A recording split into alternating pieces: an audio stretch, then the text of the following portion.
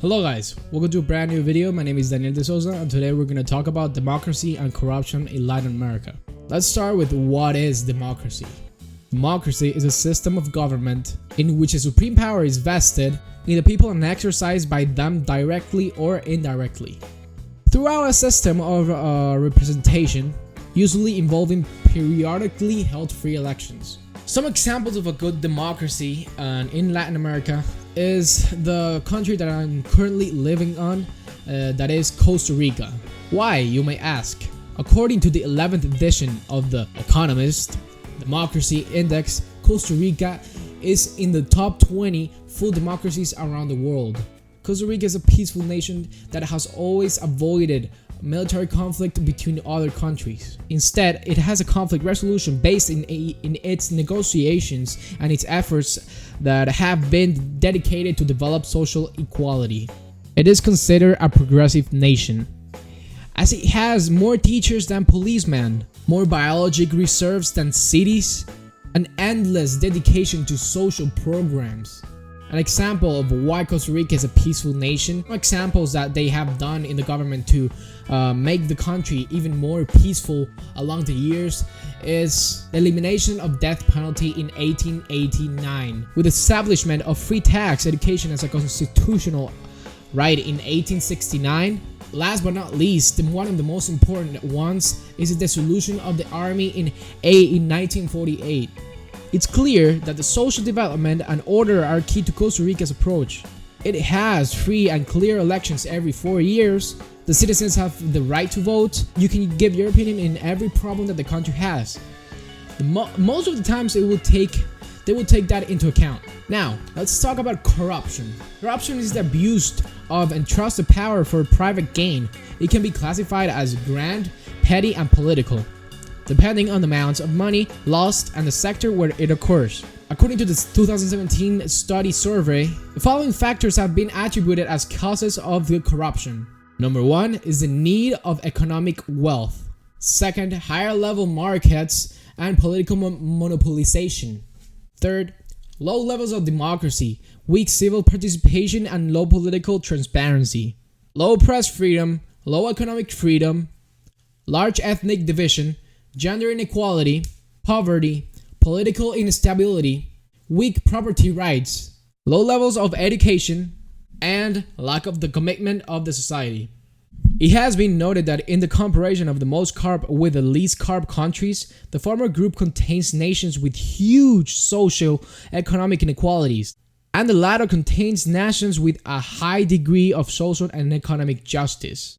Let's talk about impacts of corruption. The impact of corruption goes beyond the corrupt individuals, the innocent colleagues who are implicated. Corruption erodes the trust we have in the public sector to act in our best interests. It also wastes our taxes or rates that have been earmarked for important community projects, meaning we have to put up with poor quality services or infrastructure, or we miss out altogether. It is everyone's interest to report misconduct or corruption in every way. There are 3 types of impacts of corruption in society. The first one is organizational impact of corruption. It contains financial loss, damage to the employee morale, damage to the organization's reputation, organizational focus on resources diverted away from delivering core businesses and services to the community. There's individuals' impacts of corruption, which contains disciplinary actions, termination of employment, criminal charges, and it may affect relationships with your family, co-workers, or friends. And last but not least, community impacts of corruption. There's wasted taxpayer funds, loss of goods and services, lower communication, confidence in public authorities, and disadvantage to honest businesses that miss out on government contacts. As we stated before, corruption is the most expensive tax paid by society. It affects citizens rich and poor, but harms underserved populations the most. Its effects are also widespread. Corruption plants itself in a more fabric of society, destroying notions of what is wrong and what is right. In this case, we're going to talk about Venezuela. Venezuela is an extreme example of the impact of corruption. President Hugo Chavez rise to power as a result of political and economic corruption in both public and private sectors. Under his regime, corruption worsened, and under President Nicolás Maduro, Venezuela has become an ungovernable narco-state. Some of the causes of corruption in Venezuela are: the control of the government in national companies corrupts the country in the way that they overprice the products that they sell to gain more economic wealth. Second, the petroleum. The petroleum in Venezuela is extremely corrupt in many ways. One of the reasons is that they charge 10 to 12% extra commission. They also commit oil exploitation, and the negotiations of petroleum are corrupt due to the overprice of the product while selling it to other countries. According to Transparencia Venezuela, what they do to gain more votes and rigged the elections are: they give houses and job opportunities to the poor so they can vote for the government. If they stop voting for them, they will take all their belongings and state that it's government property. Adding to that, the elections in Venezuela are zero transparent and zero legit, so doing an election is basically useless. Consequences of corruption in Venezuela. Corruption not only obstructs the protection of human rights in Venezuela, it also causes many human rights violations. Venezuela is acquiring one of the Latin America's worst records of human rights violation as corruption worsens. Political corruption, chronic shortage of food and medicine, closure of companies, unemployment, deterioration of productivity, human rights violation, gross economic misconduct, high dependence on oil. This all has worsening the crisis in Venezuela. We all know Venezuela needs social programs to improve the lives of vast sectors of the population, particularly those living in poverty and in need of healthcare, education, housing, or other basic needs.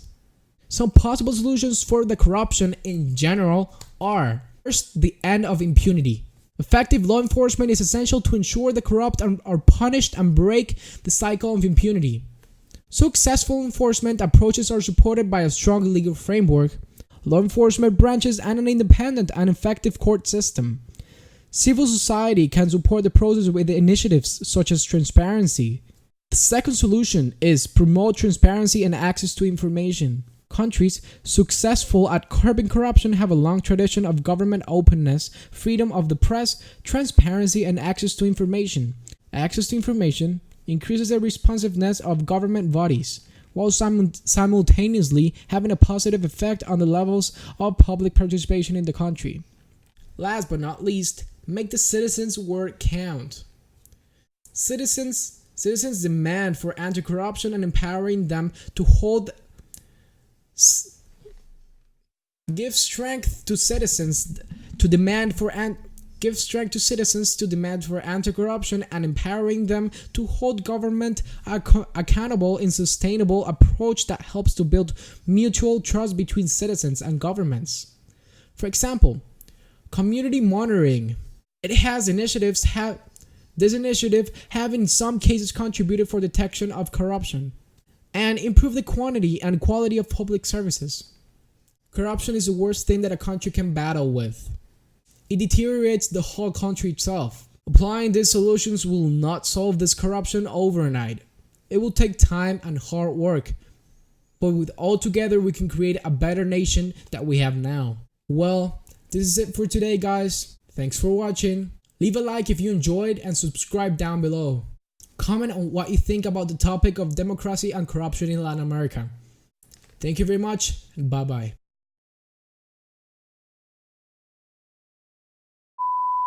Hello guys, welcome to a brand new video. My name is Daniel De Souza, or better known as Geotron.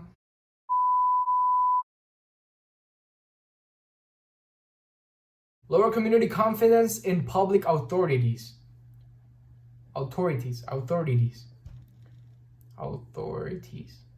Lower communication confidence in public authorities.